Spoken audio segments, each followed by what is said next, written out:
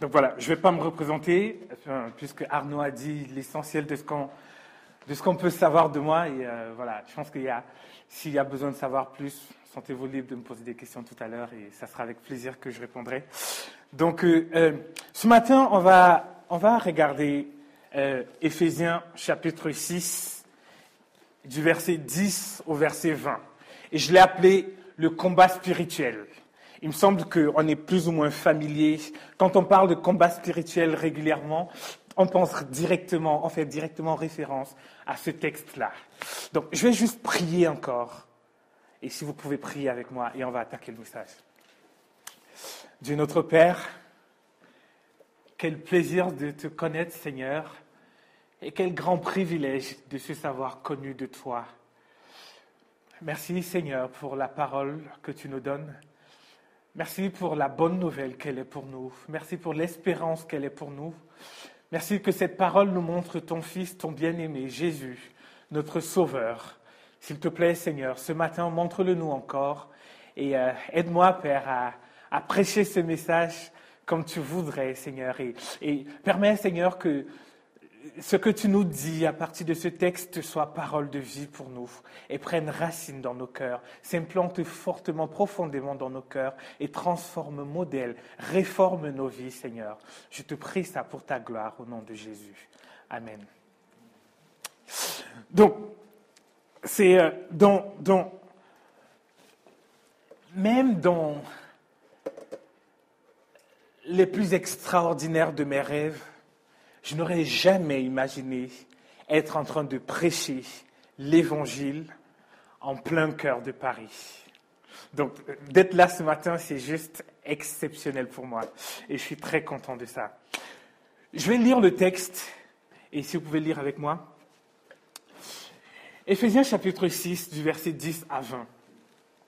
Enfin, mes frères et sœurs, fortifiez-vous dans le Seigneur et dans sa force toute puissante. Revêtez-vous de toutes les armes de Dieu afin de pouvoir tenir ferme contre les manœuvres du diable. En effet, ce n'est pas contre l'homme que nous avons à lutter, mais contre les puissances, contre les autorités, contre les souverains de ce monde de ténèbres, contre les esprits du mal dans les lieux célestes. C'est pourquoi prenez toutes les armes de Dieu afin de pouvoir résister dans le jour mauvais et tenir ferme, après avoir tout surmonté. Tenez donc ferme, ayez autour de votre taille la vérité en guise de ceinture. Enfilez la cuirasse de la justice, mettez comme chaussure à vos pieds le zèle pour annoncer l'évangile de paix. Prenez en toutes circonstances le bouclier de la foi, avec lequel vous pourrez éteindre toutes les flèches enflammées du mal. Faites aussi bon accueil au casque du salut et à l'épée de l'esprit, c'est-à-dire la parole de Dieu. Faites en tout temps, par l'esprit, toutes sortes de prières et de supplications. Veillez à cela avec une entière persévérance et en priant pour tous les saints. Priez pour moi afin que, lorsque j'ouvre la bouche, la parole me soit donnée pour faire connaître avec assurance le mystère de l'Évangile. C'est pour lui que je suis ambassadeur dans les chaînes. Priez que j'en parle avec assurance, comme je dois le faire. Amen. Voilà le texte et le thème, le combat spirituel. Je ne sais pas si vous avez des gants pour faire la boxe, mais généralement quand on parle de combat spirituel, on pense à quelque chose de très musclé. Combat, ça va être physique. Ça va demander de l'énergie, ça va être intense. Et ce texte-ci a inspiré des centaines et des milliers de cultes. Pour le préparer, j'ai lu un livre de John Stott. Et il écrit tout un pavé juste sur le livre d'Éphésiens, la lettre de Paul aux Éphésiens. Et j'ai trouvé juste excellent. En lisant toute cette épître-là, pour moi, la meilleure épître dans la Bible, mon livre préféré de la Bible, c'était Romains. Mais quand j'ai lu Éphésiens, ça a changé tout. finalement, j'aime plus Éphésiens aujourd'hui. J'ai l'impression d'avoir toujours envie de creuser dans Éphésiens. Et donc, John Stott dit que juste ces 11 versets-ci, il y a un puritain, un pasteur du XVIe siècle, qui a écrit 1760 pages juste pour expliquer ces 11 versets. J'ai envie de vous dire l'importance capitale que ça a. On arrive en fait à la fin de ce que Paul a enseigné aux Éphésiens.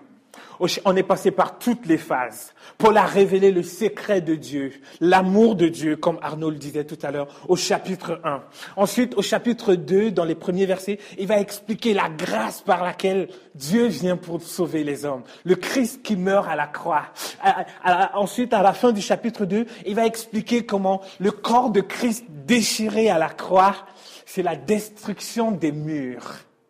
Il n'y a plus de juifs, il n'y a plus de non-juifs, il n'y a plus de blancs, il n'y a plus de noirs, il n'y a plus de riches, il n'y a plus de pauvres, et on est tous un seul en Jésus. Au chapitre 3, il va révéler le mystère, le grand mystère de Dieu. Dire que les païens et les non et les juifs ont le même héritage.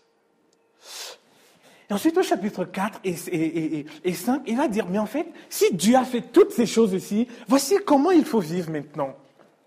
Et à partir de là, il va attaquer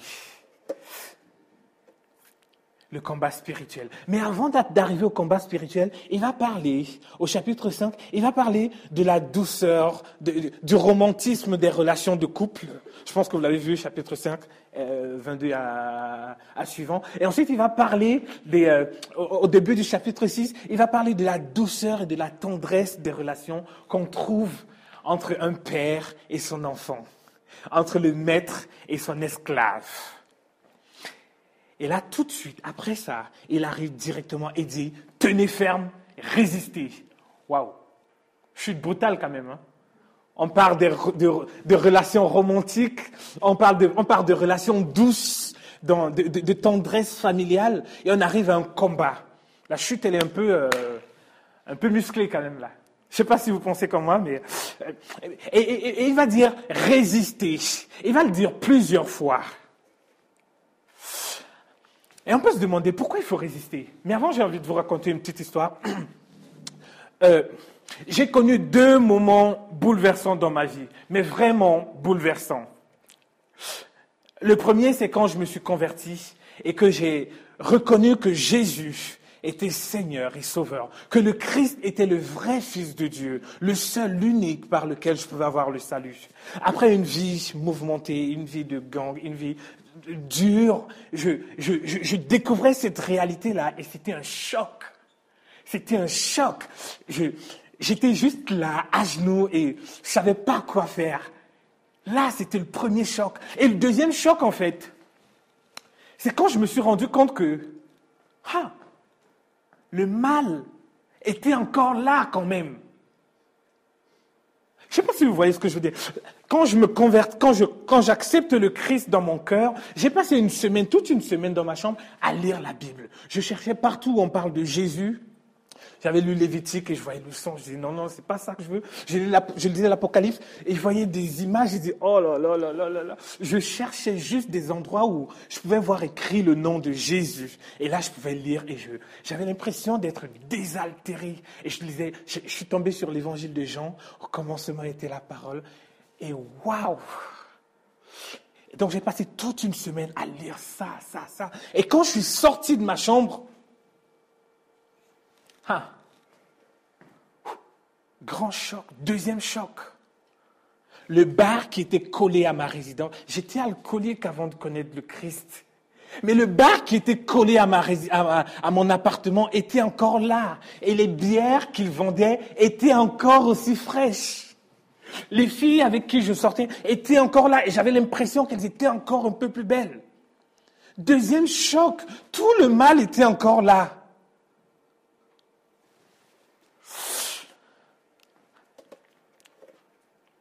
Quand on regarde le texte de ce matin, je vais vous dire pourquoi je prends cet exemple-là. On peut avoir l'impression que Paul, on peut se lâcher et passionnément et imaginer, essayer de déconnecter ce que Paul va dire dans ces 11 versets-là. Essayer d'imaginer que c'est une partie à part. Et on essaie de déconnecter cette partie-là de tout ce que Paul a déjà enseigné aux Éphésiens. Mais en fait, non. Paul n'est pas en train d'introduire une nouvelle notion. Bien au contraire, il est en train de faire la conclusion de tout ce qu'il a déjà enseigné. Il sait que les Éphésiens aussi sont des jeunes chrétiens. C'est des païens qui viennent juste de... Ils sont au premier choc. Ils ont compris l'évangile de Christ. Toute leur idolâtrie est tombée. Et là, premier choc. C'est pas toutes ces idoles-là qui leur donnent la vie. Et là, le choc, c'est le Christ seul donne la vie. Ils en sont à ça. Et là, Paul sait que le deuxième choc arrive. Il y a une réalité qui est là. Et là, Paul leur écrit pour les préparer. Et il va leur dire, il y a un combat qui se mène. Et donc, Paul fait la conclusion de ce qu'il a enseigné. Mes amis pâtissiers diraient que Paul, ici, il met la cerise sur le gâteau. C'est-à-dire, il a construit quelque chose, et là, maintenant, il va mettre la cerise sur le gâteau. Il va dire qu'il va falloir se battre, qu'il y a un combat à mener. Mais le combat, en fait, il est contre qui ? Regardez avec moi les versets 10 à 12. Enfin, mes frères et sœurs, fortifiez-vous dans le Seigneur et dans sa force toute puissante. Revêtez-vous de toutes les armes de Dieu afin de pouvoir tenir ferme contre les manœuvres du diable. En effet, ce n'est pas contre les hommes que nous avons à lutter, mais contre les puissances, contre les autorités, contre les souverains de ce monde de ténèbres, contre les puissants, contre les esprits du mal dans les lieux célestes.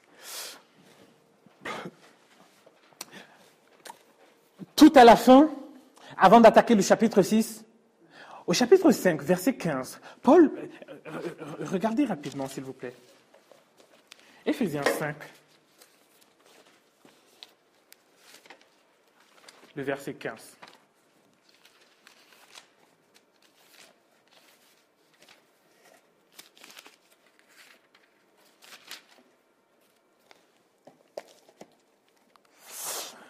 Alors, faites donc bien attention à la façon dont vous vous conduisez.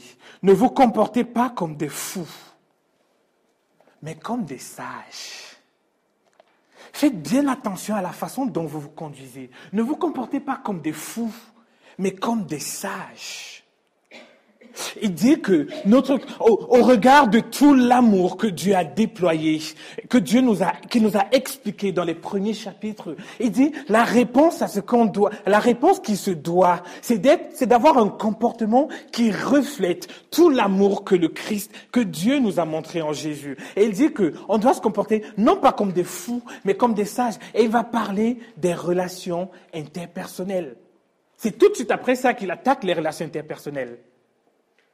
Il parle des relations hommes-femmes, des relations parents-enfants, des relations entre le maître et l'esclave. Il dit que c'est dans ces relations-là que Dieu manifeste Jésus. Lorsque la femme est soumise à son mari comme au Seigneur, lorsque le mari aime sa femme comme Christ a aimé l'Église, lorsque le parent éduque l'enfant selon les voies du Seigneur, et lorsque l'enfant obéit à ses parents, en reconnaissant la sagesse de Dieu de nous avoir donné ce parent-là.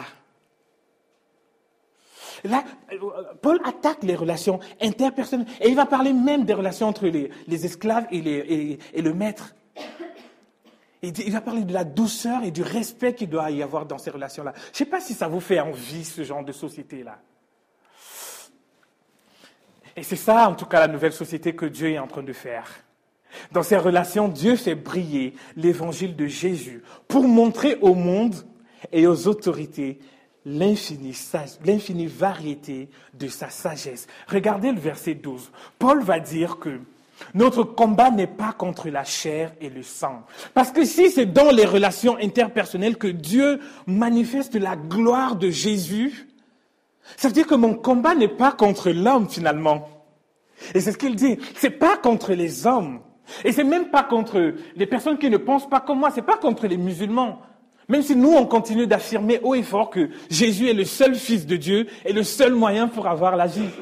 Notre combat n'est pas contre les personnes qui ne croient pas en Dieu, contre les personnes athées. Même si nous, on continuera de dire haut et fort qu'on croit dans un Dieu qui a créé le monde et un Dieu qui se révèle dans toute la création et par son esprit dans nos cœurs. Notre combat ne sera même pas contre les homosexuels, même si on pense que les relations sexuelles sont prévues par Dieu pour se vivre entre un homme et une femme. dans le cadre exclusif du mariage. Notre combat ne sera pas contre les personnes. Notre combat ne sera pas contre Charlie Hebdo, même si nous on croit et on continuera de le dire que notre Dieu ne se représente pas. Et la seule façon par laquelle il s'est représenté, c'était en Jésus, quand il a pris chair et qu'il est mort à la croix. Paul dit que notre adversaire, c'est non pas l'homme, mais le diable, les puissances, les autorités dans les lieux célestes, les pouvoirs de ce monde de ténèbres et les esprits du mal dans le monde céleste. En fonction de nos expériences personnelles, quand on entend ça, et quand on lit combat spirituel, on peut se dire, on peut être passionné si on aime le choc et le combat, on peut être passionné, et on peut être très sceptique et se dire, mais wow, tu es sérieux, toi, de venir nous parler, on est au XXIe siècle, on est en France quand même, tu viens nous parler dans un pays de raison, tu viens nous parler d'esprit. Tu crois vraiment qu'il y a des esprits qui se baladent? Tu crois vraiment qu'il y a un Satan avec des cornes, etc.? La Bible, en tout cas, en parle, et de façon très détendue. La Bible parle d'un Satan qui s'oppose à Dieu, d'une personne, Satan comme étant une personne, qui s'oppose complètement à Dieu et à tout ce que Dieu fait. Elle parle d'un Satan qui est fourbe, qui est méchant, qui est vicieux, qui est malicieux, qui attaque en traître. Et pourquoi il nous attaque? Je ne sais pas si vous le savez, mais Satan dans la Bible, ça veut dire adversaire. Il s'oppose à tout ce que Dieu fait. Mais qu'est-ce que Dieu fait pour que Satan s'y oppose farouchement? Essayez de regarder avec moi. Éphésiens 1, les versets 9 et 10.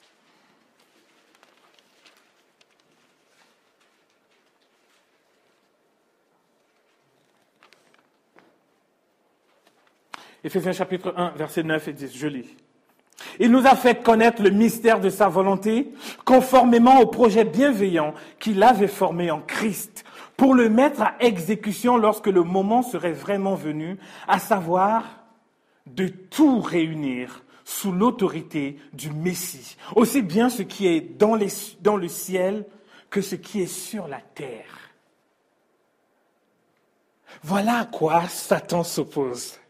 Dieu a tout déployé pour installer son Fils, Jésus, au-dessus de tout ce qui existe, au-dessus de vos vies, au-dessus du monde entier, au-dessus de ma vie. Et ça, Satan s'oppose farouchement à ça.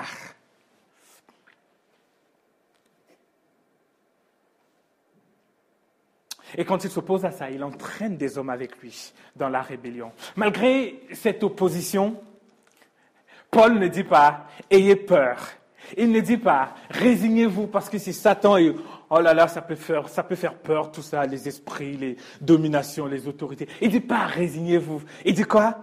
Tenez ferme et résistez. Mais on va résister avec quoi? Il n'est pas question de résister avec des calaches. Il n'est pas non plus question de résister, d'avoir le regard fixé. Quand on regarde le texte, Paul ne dit pas, fixez le regard sur Satan, contrôlez-le, s'il bouge, bougez avec lui. Non, on ne s'occupe pas de lui. Mais il dit quelque chose, fixez le regard sur Dieu. Au verset 10, enfin, mes frères et sœurs, fortifiez-vous dans le Seigneur et dans sa force toute puissante. Fixez pas le regard sur ça, là. Sur qui est Satan et sur ce qu'il fait. Il dit, fixez le regard sur Dieu, sur Jésus, sur sa force toute puissante. Avant de voir avec quoi on va combattre, j'aimerais préciser quelque chose quand même par rapport à ce combat qu'on doit mener. En théologie, on parle souvent d'une notion de déjà et de pas encore. Je pense que vous êtes certainement familier avec ça. Quand on parle de ce combat spirituel, il est question de Satan qui s'oppose à Dieu, et au fait qu'il a nommé Jésus comme chef et qu'il l'a installé sur le trône. On pourrait avoir l'impression qu'il s'agit d'un combat musclé avec un grand suspense. On ne sait pas exactement qui va gagner finalement. Est-ce que c'est Dieu qui va gagner? Est-ce que c'est Satan qui va gagner? Mais non. En fait, le combat est déjà gagné. Le combat est déjà remporté. Christ a déjà vaincu Satan. Et non pas, il a pas vaincu à l'arrache. Il n'a pas vaincu in extremis. C'est pas de justesse qu'il a vaincu. Au foot, ce serait un match 5-0. En judo, on dirait un hippon. pour ceux qui connaissent. En boxe, on dirait que c'est un chaos qu'on lui a mis à Satan. C'est-à-dire que c'est pas un combat pour lequel on réfléchit, est-ce qu'il va gagner, qui va gagner vraiment? Non. Jésus a déjà gagné. Il est déjà installé sur le trône. Et pour ça, vous pourrez lire Éphésiens 1, le verset 19 à 23. Il est déjà assis sur le trône. Mais il y a une idée de pas encore. Ce combat se mène encore ici. Et c'est ça le deuxième choc. Aujourd'hui, dans ce monde, ce combat se mène. Parce que Dieu veut faire connaître à tout ce qui existe aujourd'hui, dans ce siècle et dans les siècles à venir, par l'Église, l'infinie variété de sa sagesse. Et donc, c'est l'Église qui mène ce combat-là. Et donc, l'Église, c'est un combat qui sera sans merci. Il n'y aura pas de répit, il n'y aura pas de cessez-le-feu. Ça sera jusqu'à ce que Jésus revienne. Soit qu'il revienne chercher son Église, soit alors qu'il nous appelle vers lui. Et c'est ça l'idée du pas encore, qui fait que tout le monde va mener ce combat-là. Et impossible de mener un tel combat sans Jésus. Parce que Paul dit quoi? Puisez votre force dans le Seigneur et dans sa force toute puissante.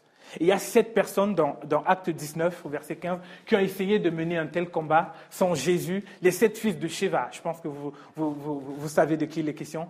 Et ils se sont fait fouetter, bastonner au point où ils n'avaient plus d'habits. C'est pour ça que Paul dit, c'est dans le Seigneur qu'on mène un tel combat. Et pour mener ce combat, il dira au verset 10, puisez votre force dans le Seigneur et dans sa grande puissance. Tenez ferme et résistez par l'Évangile.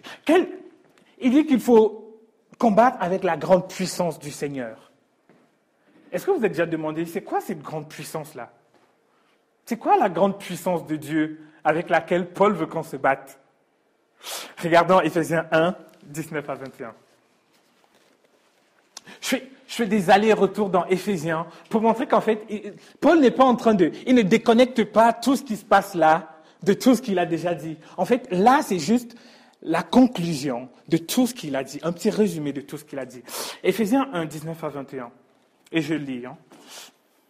Et là, on cherche à savoir quelle est la puissance de Dieu avec laquelle on combat. Et quelle est l'infinie grandeur de sa puissance qui se manifeste avec efficacité par le pouvoir de sa force envers nous qui croyons. Cette puissance-là, celle qu'on cherche, il l'a déployée en Christ quand il l'a ressuscité et l'a fait asseoir à sa droite dans les lieux célestes. Voilà la puissance avec laquelle Dieu veut qu'on combatte. La puissance qui ressuscite Jésus. La puissance qui nous ressuscite, nous des morts. L'évangile, en fait. Souvenez-vous d'Éphésiens chapitre 2. Vous étiez morts. Et au verset 4, il dit, mais Dieu qui est riche en bonté vous a ressuscité. C'est cette puissance-là, la grande puissance avec laquelle Dieu agit dans le monde, la grande puissance avec laquelle Dieu agit de façon individuelle dans chaque cœur. C'est l'évangile, la bonne nouvelle de Jésus. Et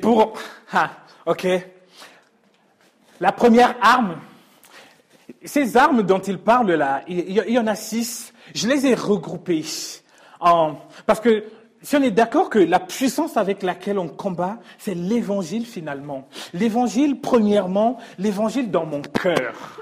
Premièrement.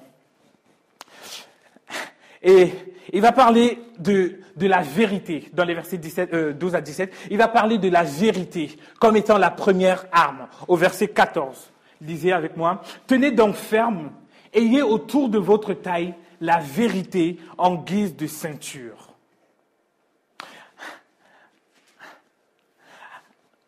Apparemment, dans l'équipement du soldat romain, la ceinture était l'outil crucial par lequel d'autres armes venaient se fixer.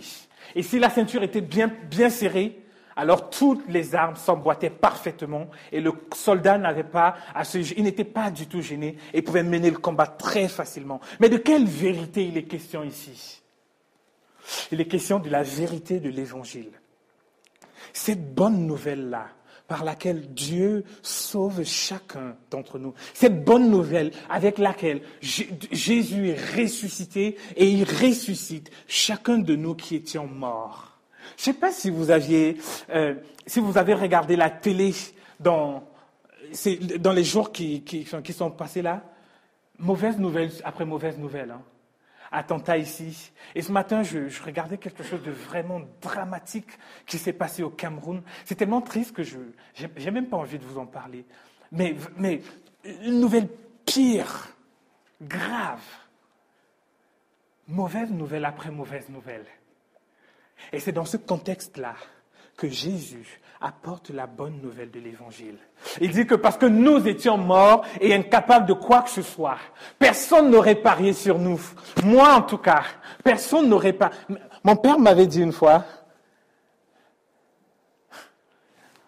je peux me sacrifier pour tes frères. Mais toi, je ne peux pas parce que tu es perdu. Et il avait raison. J'étais un voleur et un alcool et un gars. Rien en moi ne pouvait susciter un quelque espoir que ce soit. Et pensez à vous aussi, à la situation dans laquelle cette bonne nouvelle est venue vous trouver. Personne n'aurait parié un centime sur vous, mais Dieu a parié tout ce qu'il avait. Il a mis Jésus. Et c'est ça la bonne nouvelle qui vient tout changer pour nous. Et quand Jésus dit, quand Paul dit de prendre la vérité pour ceinture, il dit que le souvenir, c'est-à-dire un regard fixé sur cette croix-là, sur ce moyen de salut, simple, efficace, puissant, sera la première arme. C'est celle-là qui sera à notre taille et c'est sur elle qu'il va falloir tout construire. Impossible de faire un combat comme ça s'il n'y a pas cette première arme de la vérité de l'Évangile. Elle est où cette vérité-là dans vos cœurs? Est-ce que c'est quelque chose d'obsolète? Est-ce que c'est quelque chose de démodé? Est-ce que c'était valable juste le jour où vous vous êtes convertis et aujourd'hui ce n'est que pour les personnes à qui qu'on rencontre à l'extérieur? Non. Paul dit que pour le combat spirituel, il faut avoir la ceinture chaque jour. Pas un jour et on oublie, mais un jour après l'autre. Voilà la base des armes que Dieu nous donne. Ensuite, il demande de prendre le bouclier de la foi. Au verset 16. Là, je suis en train de traiter l'évangile dans mon cœur, c'est-à-dire ce qui s'applique à mon cœur chaque jour. L'évangile, la bonne nouvelle qui vient s'appliquer à mon cœur et que je crois et qui me transforme, le bouclier de la foi. Pendant les attentats qu'il y a eu en novembre dernier, je ne sais pas si vous vous en souvenez, il y a un policier, un CRS, qui avait 27 impacts de balles sur son bouclier. Je ne sais pas si vous vous en souvenez. Imaginez qu'il n'avait pas eu ce bouclier-là. Il aurait eu 27 impacts de balles dans son corps. Et Paul dit qu'en prenant le bouclier de la foi, on va barrer les flammes, les traits enflammés de Satan. Et c'est quoi les traits enflammés de Satan? C'est quoi la foi en fait? La foi, c'est quand on met notre confiance. J'essaie de faire ma assurance là dans tout ce que Jésus, dans tout ce que Dieu a déjà fait et dans tout ce qu'il va encore faire. C'est ça le bouclier de la foi. Et quand Satan, c'est quoi les traits enflammés de Satan? C'est le doute qu'il viendra semer dans nos cœurs. De la même façon qu'il a agi dans le jardin d'Éden. Il viendra pour semer le doute encore. Pourquoi? Parce qu'il est rusé, il est malin. Il est fourbe. Il vient et dit à Adam et à Ève, est-ce que Dieu a vraiment dit ça?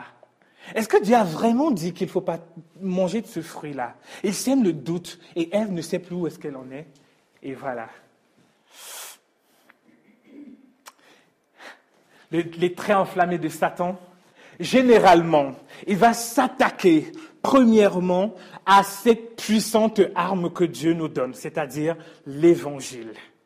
Il va s'attaquer à ça dans nos cœurs. Il va venir essayer de minimiser l'œuvre de Jésus dans nos cœurs. Mais par la foi, dans cette confiance en Dieu, on peut dire non, on peut reconnaître que la grâce de Dieu en Jésus est puissante pour me sauver et elle est suffisante pour me garder. Et Satan va même essayer de minimiser la capacité de l'action de Jésus. Et par la foi, on tient bon et on résiste. Et on reconnaît que Christ est assis sur le trône et qu'il a toute autorité. On sait qu'il a pouvoir sur tout et que son action est efficace à jamais. Satan va même encore essayer de minimiser la gravité du péché. Mais quand on était mort et qu'on sait que c'est notre péché qui a envoyé le bien-aimé de Dieu, l'unique Fils de Dieu, notre Sauveur à la croix, on fuit et on résiste au péché. On tient ferme par la foi encore. Et Satan va même essayer de créer des spiritualités parallèles. Ouais, le monde nous propose toutes sortes d'autres spiritualités. Et on nous explique que tout se vaut. Musulmans, chrétiens, bouddhistes, athées, juifs, toutes les idées se valent finalement. Mais par la foi, on reconnaît que la seule vérité, le seul chemin, la seule vie, c'est notre Seigneur, c'est Jésus. Satan va même essayer de créer le flou par rapport à la parole de Dieu, par rapport à la Bible. Est-ce que cette histoire-là est vraie? Est-ce que cette histoire-là est encore valable aujourd'hui? Mais par la foi, on reconnaît que c'est en lisant dans la Bible qu'on a la révélation de qui est Jésus. On a la révélation de la gloire de Dieu. C'est en lisant dans la Bible qu'on a la norme pour conduire notre vie. Satan va même souvent essayer de nous déstabiliser, bien souvent quand on passe par des moments difficiles. Dieu t'a abandonné. Tu n'as pas de valeur, tu ne sers à rien. Et si Dieu t'aimait, pourquoi ça arrive? Et si Dieu t'aimait, pourquoi ton père est mort? Et si Dieu t'aimait, pourquoi tu as échoué ton examen? Et si Dieu t'aimait, pourquoi? Mais par la foi, on reconnaît que si on a Christ, alors on a tout ce qu'il faut pour notre vie. Même si toutes les autres choses sont importantes, peuvent être bien, par la foi, on reconnaît qu'on a tout pleinement en lui. Et quand on a peur pour demain, on sait par la foi qu'en faisant confiance à Dieu, on est en train de faire confiance à celui qui crée et qui fait les lendemains. Et ça encore, c'est par la foi. Imaginez, cette image, c'est Jason qui me l'avait donnée à un moment où j'étais un peu mal. Je ne sais plus exactement. Ah oui, je m'en souviens. J'avais un problème de titre de séjour et je pense que je devais aller en mission, il me semble, au Burkina. Et ce problème de titre de séjour m'empêchait de voyager. Et Jason m'a dit, souviens-toi de Dieu de cette personne qui est capable de suspendre la terre à rien. De cette personne qui est capable de fixer les étoiles et à rien, dans le vide. De cette personne qui est capable de t'aimer au point de donner sa propre vie pour toi. Souviens-toi de cette personne qui est capable de fixer les limites de la mer. Souviens-toi de cette personne qui appelle le jour et qui chasse la nuit. Qui appelle la nuit et qui chasse le jour. Souviens-toi de cette personne-là et demande-toi, s'il est capable de faire ça, à plus forte raison, tes tout petits problèmes de chaque jour. Le casque du salut, pour protéger notre tête, au verset 17, faites aussi bon accueil au casque du salut. Pour protéger notre tête, Paul nous demande de prendre le casque du salut. Voici une grande différence entre le combat spirituel que le chrétien mène et va mener chaque jour. Voici une grande différence entre ce combat-là et tous les combats qui se mènent dans le monde. C'est que ce combat va être sans répit. Mais le chrétien ne mourra jamais. Il n'y aura jamais de défaite. Pourquoi ? Parce que Jésus a déjà remporté. Souvenez-vous du déjà et du pas encore. Et on est déjà vainqueur. C'est un combat qui se mène non plus pour la victoire, mais dans la victoire, dans les sentiers de la victoire que Jésus a déjà acquis pour chacun de nous. Les promesses de Dieu sont oui et amen. Après l'évangile dans mon cœur, il y a l'évangile dans ma vie. Vous allez vous rendre compte qu'en fait, ce combat spirituel-là, en fait, c'est ma vie chrétienne de chaque jour. L'évangile dans mon cœur, quand j'accepte Jésus. L'évangile dans ma vie. Et en parlant de l'évangile dans ma vie, il va parler de la cuirasse, de la justice. Cette cuirasse-là, de la justice ou de la droiture dans d'autres versions, c'est au verset 14. La cuirasse, vous savez, c'est ce qu'on met comme ça et qui protège notre cœur. Jésus a parlé très longuement de ce qui se passe dans notre cœur. Il dit que c'est de notre cœur que viennent toutes les mauvaises choses. Et la cuirasse de la justice pour protéger mon cœur. Et exactement en réponse au chapitre 4 et 5, qui m'explique, souvenez-vous, oui, le fruit de l'évangile dans la vie et dans une vie qui est renouvelée, transformée, cohérente avec le Dieu qu'on confesse et la foi qu'on confesse. Au chapitre 5, 4 et 5, il a pris à plusieurs reprises, il a encouragé les Éphésiens. Et j'ai envie de vous encourager aussi à vivre avec la cuirasse de la justice. Il a parlé du pardon. Éphésiens 4, 32. Pardonnez-vous de la même façon que vous avez été pardonnés en Christ. C'est pas pardonnez-vous.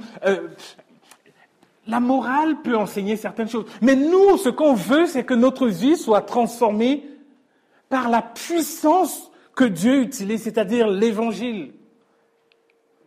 Pardonnez-vous à la hauteur de ma compréhension de ce que Dieu a fait en Christ quand il m'a pardonné, alors je pourrai pardonner à mon frère.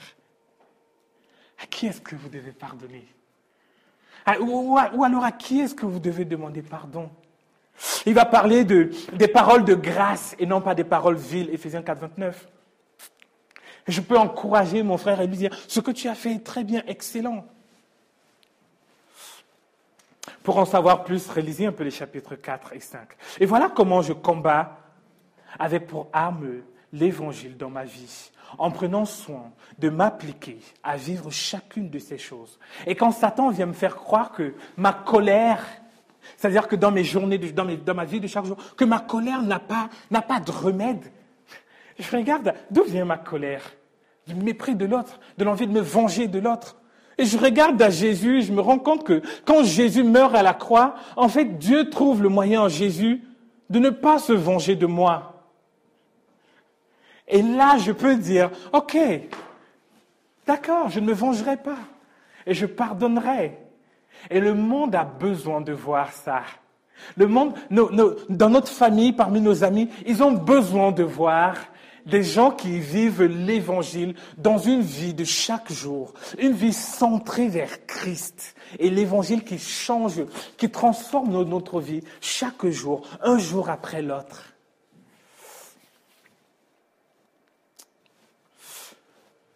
John Piper, prédicateur américain que j'écoute souvent, il explique que quand on est en guerre, on est en éveil.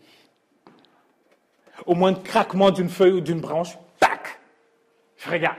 Qu'est-ce qui se passe? Et en fait, le craquement d'une feuille ou d'une branche, c'est quoi? Généralement, c'est quand je me dis, quand je pêche, à un autre moment, je me rends compte que, d'accord, je commence à réfléchir, qu'est-ce qui me pousse à faire ce péché-là? C'est-à-dire, c'est pas tout de suite le péché que je regarde, mais qu'est-ce qui me pousse à faire ça? C'est ça le craquement de branche. Et là, je pense à ça et je me dis, d'accord, qu'est-ce que je mets en place de façon très concrète pour changer par l'évangile de Jésus?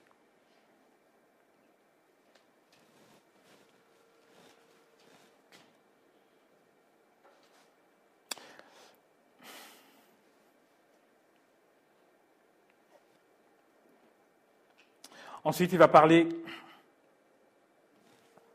de la parole de la vérité au verset 17. Dans la lutte pour tenir ferme, Paul dit de prendre la parole qui est l'épée de l'esprit. C'est dans la parole de Dieu qu'on trouve la vérité qui guide nos cœurs, qui juge nos motivations, qui éprouve nos décisions. Imaginez un peu un chrétien, un soldat qui va en guerre sans épée, ou alors sans armes. Essayez physiquement d'imaginer. Ça paraît absurde en fait. C'est la même chose qu'un chrétien qui essaye de vivre une vie chrétienne sans la parole de Dieu au centre. Sans la parole. Parce que si on n'est pas enseigné, si on ne se laisse pas nourrir par la parole de Dieu, le monde va nous nourrir d'autres choses. Et je vous promets, avec un peu d'humilité, essayez de penser un peu à ça. À ces moments où vous avez pris du temps sans lire la parole de Dieu, qu'est-ce qui se passe? Les vérités de l'Évangile commencent à flancher un peu. On n'est plus tout à fait convaincu. On agit sous les impulsions. On n'est plus... Il y a quelque chose qui manque. Et Paul dit de se saisir de la parole de Dieu. J'ai regardé un film un jour et c'est des barbares qui allaient attaquer un temple de moines pour dérober des trésors. Et quand ils volent tout, juste au moment de partir, le gars, le chef des barbares regarde, il se rend compte qu'il y a quelqu'un dans le placard. Il ouvre le placard avec son épée et il voit un moine qui était caché et qui tenait très fortement un évangile de Jean. Il le regarde et dit, mais ça va dans ta tête? Avec tous les trésors qu'il y a dans votre temple, c'est ce livre-là que tu essaies de cacher. Pourquoi c'est ça que tu veux garder à tout prix? Et l'homme va dire quelque chose qui m'a vraiment marqué. Il dit que sans la parole de Dieu, tout n'est que obscurité et ténèbres. Sans la parole de Dieu dans vos vies, sans la parole de Dieu dans nos vies, régulièrement, tout ne sera que obscurité et ténèbres. Et souvenez-vous, ça, c'est les attributs de Satan et de ses autorités et de ses armées. L'évangile dans la ville. Parmi les armes de l'armure du chrétien, Dieu nous demande de prendre l'épée de la parole et d'avoir pour chaussure à nos pieds la disponibilité que nous donne le zèle. Le zèle de l'évangile de paix, au verset 15. C'est un combat qui se mène non seulement dans nos vies, mais qui se mène dans la ville aussi, qui se mène dans le monde aussi. Qu'est-ce que Dieu est en train de faire? Il est en train de créer une nouvelle société. Il est en train de créer Il veut que toute la terre soit remplie de la connaissance de sa gloire, comme le font des mers par les eaux qui la recouvrent. C'est-à-dire que ce n'est pas juste ma maison qui sera remplie de la connaissance de la gloire de Dieu, mais le monde encore, mon voisin aussi connaîtra la gloire de Dieu. Il veut que l'évangile soit répandu dans tout le monde entier. Je ne sais pas si vous connaissez cet homme-ci. Penn Jillette, c'est un comédien, une star américaine. Ah, je vois des sourires. Quelqu'un le connaît? Ah, exact. Il dit, voilà ce qu'il dit, c'est une citation que j'ai tirée d'un livre qui est excellent, c'est L'essentiel dans l'Église. Si vous ne l'avez pas encore lu, lisez-le, il est magnifique. Il dit, j'ai toujours dit que je n'avais pas de respect pour les gens qui ne font pas de prosélytisme. Aucun. Si tu crois vraiment qu'il y a un ciel et un enfer, et si tu crois que les gens pourraient aller en enfer, ne pas atteindre la vie éternelle, peu importe ta conviction, et si tu te dis qu'il ne vaut pas la peine, et qu'il ne vaut pas tellement la peine d'en parler pour la seule raison que sur le plan social, cela te ferait passer pour un cinglé ou un has-been. À quel point devrais-tu détester quelqu'un pour ne pas faire de prosélytisme à son endroit? À quel point devrais-tu détester quelqu'un pour croire que la vie éternelle est possible sans même lui en toucher un mot? Je veux dire que si je savais, sans l'ombre d'un doute, qu'un camion allait t'écraser et que toi, tu ne me croyais pas et que le camion fonçait sur toi, on finirait par franchir un cap au-delà duquel je te prendrais par le col. Et c'est la fin qui est excellente. Il dit, et en plus, on parle ici de quelque chose de bien plus important encore. On parle du salut, plus grand qu'un camion qui te fonce dessus. Et qui c'est qui parle? C'est un gars qui est athée, complètement. J'ai envie de dire, c'est le Michel Onfray des États-Unis.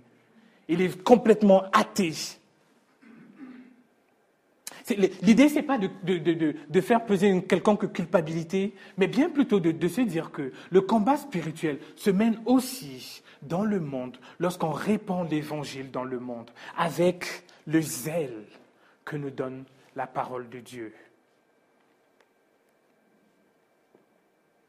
Quelques raisons pour vous encourager à témoigner.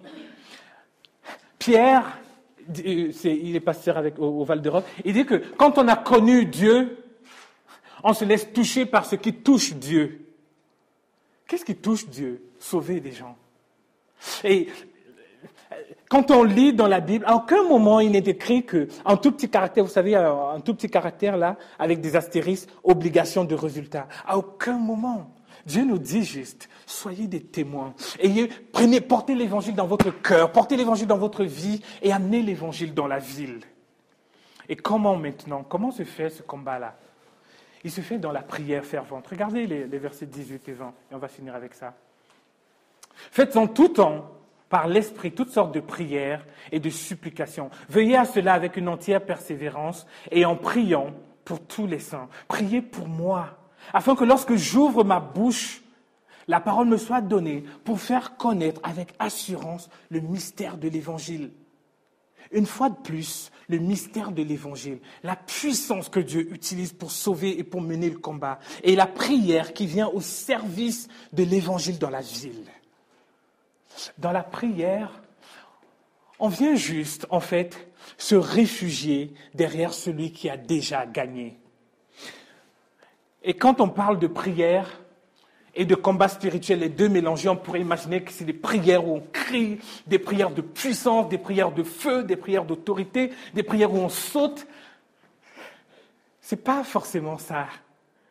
C'est juste une prière simple, une prière de cœur, de dépendance à Dieu. Une prière avec laquelle, chaque jour, on supplie Dieu. On le remercie pour la vérité qu'il a appliquée à nos cœurs. On le remercie pour la foi qu'il nous donne. On le remercie pour l'assurance, la ferme assurance qu'on a de notre salut éternel. On le prie pour que sa parole transforme et réforme nos vies encore chaque jour. Et on le prie pour qu'il nous donne le zèle pour annoncer sa nouvelle, la bonne nouvelle chaque jour à l'extérieur. Quelques points d'application. Le combat, je l'ai dit, ça peut tromper quand on dit combat spirituel et on pense à des choses olé olé, mais c'est la vie de chaque jour. C'est ça le deuxième choc. C'est-à-dire ma vie de chrétien dans ce monde-là, tel qu'il est vraiment. Comment est-ce que je peux vivre ça, le combat spirituel? Comment est-ce que je peux m'affûter un peu plus? Premièrement, par une lecture régulière de la parole de Dieu. Je ne pense pas qu'il faille forcément lire 10 chapitres par jour, mais une lecture régulière, assidue. Je lis un chapitre, je lis 10 versets, je lis 5 versets, mais assidue, régulière. Et je suis convaincu quand même que, même en faisant ça, on y arrive. Il manquera quand même quelque chose. Et les groupes de maison, c'est un endroit excellent pour avancer dans la connaissance de l'Évangile, du mystère, de la puissance que Dieu utilise dans le combat spirituel. La prière pour dépendre de Dieu et chercher en lui sa force. Je viens d'en parler tout à l'heure. Pensez à ces moments où vous n'arrivez pas à prier, où c'est dur de prier, où on ne prie pas et qu'on vit dans le monde compliqué. On a l'impression que notre vie, on boit du noir. Notre vie n'est plus vraiment très cohérente. Ensuite, lutter contre le péché. Et ce qui produit le péché en nous. Avec, j'ai envie de dire, des objectifs clairs et atteignables. Vraiment mettre des choses en place pour progresser dans sa vie de justice et de droiture. Parce que le monde a besoin de voir ça, de voir des chrétiens cohérents. Et le quatrième point, c'est être en mission intentionnellement et à plein temps. Intentionnellement. Je prie pour que Dieu me donne des occasions de témoigner. Et je suis intentionnel quand je tisse des relations avec des gens. Parce que je veux me mettre en mission à la suite de Jésus. pour que la gloire de son Fils, pour que la gloire de Jésus, la gloire de notre Seigneur soit connue du plus grand nombre. Je vais prier. Notre Seigneur, notre Dieu, notre reconnaissance ce matin, Seigneur, c'est que tu as déjà remporté le combat, Seigneur. Notre reconnaissance, Seigneur, c'est que nous combattons non plus pour la victoire, mais dans ta victoire. Merci infiniment, Seigneur, pour cette croix. Merci, Père, que tu nous promets qu'en vivant dans ce monde, nous mènerons ce combat-là avec une assurance que toi, tu nous emmèneras à bon port jusqu'à destination et que personne ne sera perdu. S'il te plaît, Seigneur, je te prie pour les personnes pour qui cette vérité, cette puissance avec laquelle tu combats n'est pas encore une affaire personnelle. Je te prie, Seigneur, que tu touches les cœurs et que tu leur donnes de te connaître. Toi, le seul vrai Dieu, le Seigneur, le glorieux, le majestueux. On te prie ça au nom de Jésus. Amen.